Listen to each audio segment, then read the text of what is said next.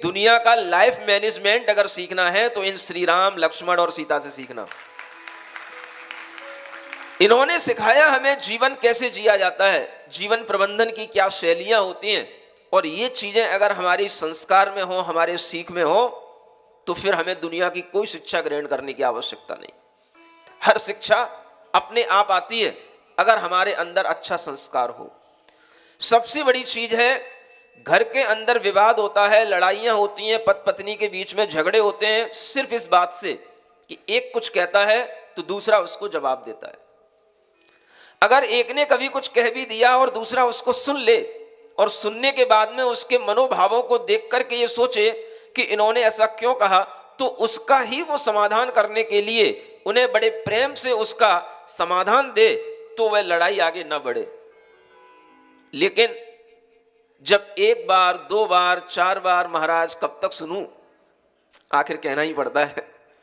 जिस दिन आपने लौट करके जवाब दिया, बात से बात बढ़ी, माने आग से आग बढ़ी, और जब वो आग बढ़ती है तो फिर घर परिवार को जलाने लग जाती है। ये चरित्रों के माध्यम से हमें ये सीखना है कि अभावों में रहकर के भी एक बड़ी राजकुमारी, वो चाहती तो अपने पिता से कह सकती थी, ये जब तक वन से लौट करके आ रहे हैं तब तक हम जनक जी के घर में रहेंगे, अपने पिता के घर में रहेंगे।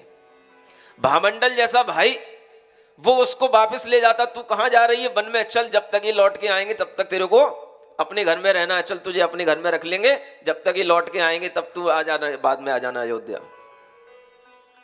नहीं थी ऐसा ज्ञान, नहीं था क्या भामंडल के पास में कि जनक के पास में।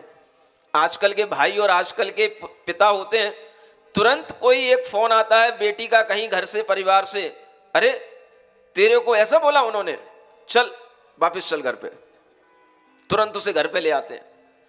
हमें सिखाना चाहिए कि घर परिवार कैसे चलाए जाते हैं, घर परिवार कैसे बनाए जाते हैं।